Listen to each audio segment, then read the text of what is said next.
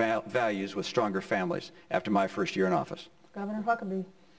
Well, I like the laundry list that everybody's had, and I would agree that every one of those things is important. Reality is none of that's going to happen until we bring this country back together.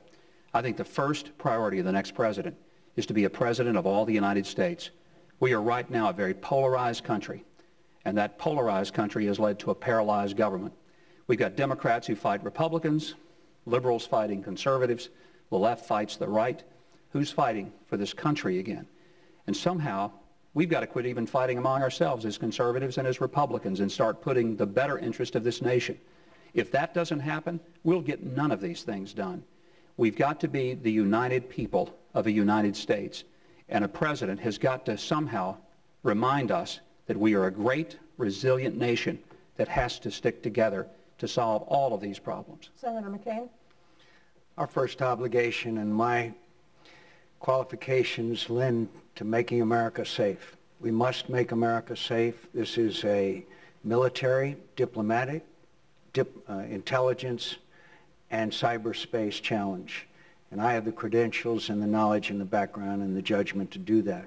The second most important thing, if we're going to complete that laundry list, is restore trust and confidence in government. There is none today. We have to fix Medicare. We have to stop this wasteful pork barrel spending that has led to corruption in Washington. Of course, we have to fix our borders. We have to sit down together and fix Medicare and Social Security. But I can lead, I can inspire confidence and restore trust and confidence in their government again. That's the key to any success we want to achieve. Ambassador? Well, what I would concentrate on is restoring the sovereignty of the people of this country. I would restore their moral sovereignty. It's just something I think I can do very simply as president by declaring that no action taken by the executive branch would support, aid, or abet anyone who is destroying the constitutional rights of those who are in the womb. I would sign an executive order to that effect day one, and we would reestablish this government's commitment to the constitutional rights of our posterity. These folks talk about our posterity, but you can't really respect them if you're killing them in the womb. It doesn't make any sense. And I would also want to abolish the income tax. And you say, well, it can't be done in a day? We need to start talking about it and talking about actually implementing the fair tax proposal that will end the wasteful spending by putting them under the discipline of a people who can actually withhold their taxes by changing their patterns of spending. And finally, I would establish a national border guard. I would seal the borders of the United States so that only those would cross our borders who are subject to our laws and the terms of those laws. And I would encourage, through this National Border Guard, a real respect for the security that must be maintained along that border if we're serious about the war on terror. We're going to move to the last three candidate statements. Governor Romney has 30 seconds, followed by Mr. Keyes, and finally Mayor Giuliani. I want to begin by saying thank you to the people of Iowa. Over the last year, my wife and I visited many, many homes, many places, over 70 town meetings, 67 counties. Josh, my son, has visited all 99 counties. People here have warm hearts. They've welcomed us, and it's something that's made me feel very good about America. Anybody who's worried about the future of this great land just needs to come to Iowa, meet the people with the kind of heartland values that you have here. People here also recognize we face real challenges, and they want somebody who will strengthen America. I know how to keep America strong. I know a lot about the economy. I'll make sure we keep good jobs. I learned a lot about education and health care. I'll improve our schools, get our health care system working for all Americans, and I'll make sure that we have the kind of values that we can be proud of that are so essential to the great strength of this nation. And finally, I want to say to the people of Iowa, I need your help. I'd like your vote. I want you to get out and participate in that caucus. Thank you. Mr. Keyes? I think that the critical thing is what you need to do. If you really want to see a change in government, then we need to restore the credibility of the Republican Party, a credibility that has been destroyed by the betrayal of promises to keep government limited that resulted in outrageously high budget deficits at a historic level in this country. The betrayal along the border, with the president telling us that he suddenly discovered we didn't have a secure border 6 years into his term.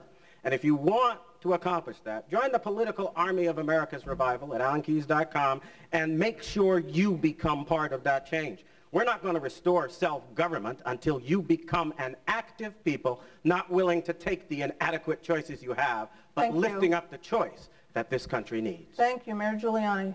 I've been tested by having to provide leadership through crisis, through difficult crises, not just September 11, but my time as United States Attorney, Associate Attorney General, Mayor of New York City. And America needs bold leadership. We have big problems. We have problems that we haven't faced in the past and solved. Problems about how to deal with terrorism effectively, problems about our border, problems about our economic security that we've talked about. And to do that, we need bold leadership. We need the kind of ideas that I've put forward in the 12 commitments to the American people. But most importantly, we need an optimistic leader who can bring us these kinds of solutions. I've gotten results in the past. I would like the opportunity to do that for my country. Thank you. We're going to shift gears a bit. Voters have told us that character and leadership qualities matter as much or more than many issues. Over the past few months, we asked candidates who have spent time in Iowa about some of their core values, and we videotaped the answers. Since we're pitching websites, you can see all the Insights videos at DesMoinesRegister.com, but today we're going to see a few of them and then expand the conversation. Let's watch the first ones. I would do this as president. When I was mayor of New York, I would go get people's opinions. I'd go walk the streets, I'd sit down in a restaurant, I'd ask people what they think, I'd go on radio, have them do a call-in show.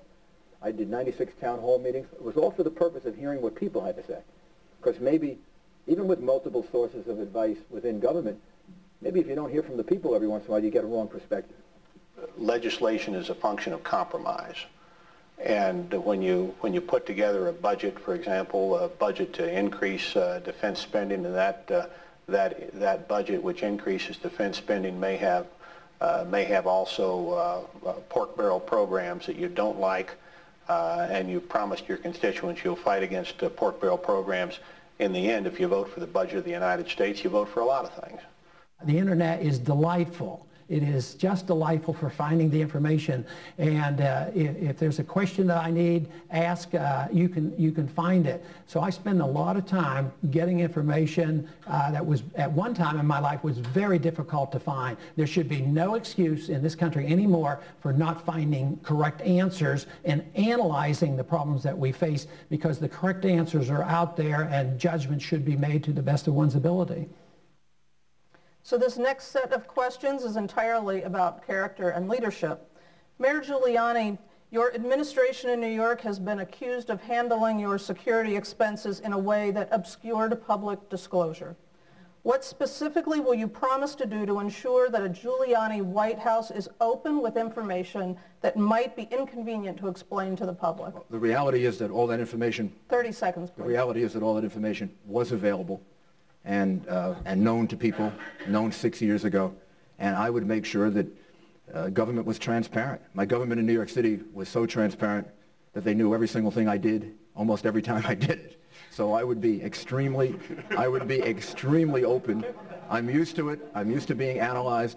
I haven't had a perfect life. I wish I had, and I do the best that I can to learn from my mistakes. But as far as open, transparent government, I think I've had both an open, transparent government and an open, transparent life, and it allows you to lead then with honesty and truth. So are there things you could have done in this situation that would have been more open and not raise these concerns about obscuring public disclosure? No, the reality is that this was a bookkeeping practice.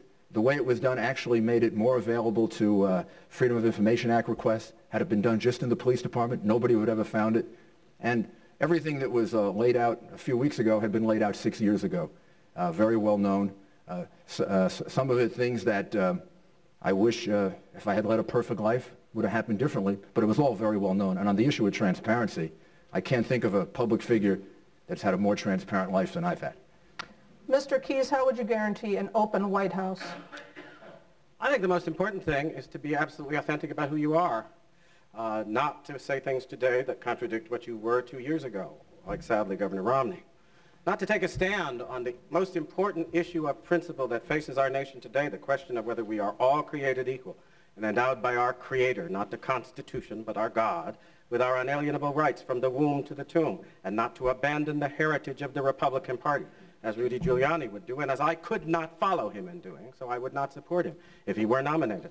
And finally, I think it would be important to do what I'm doing in my campaign. We have 3 phone calls every week. People from all over the country gather online to talk to me, to interact, to state their views. We have technologies now that allow people directly to communicate to their leadership. Thank you. And I would make creative use of those technologies. Governor Romney, would you like to respond? I'm not sure. It's entirely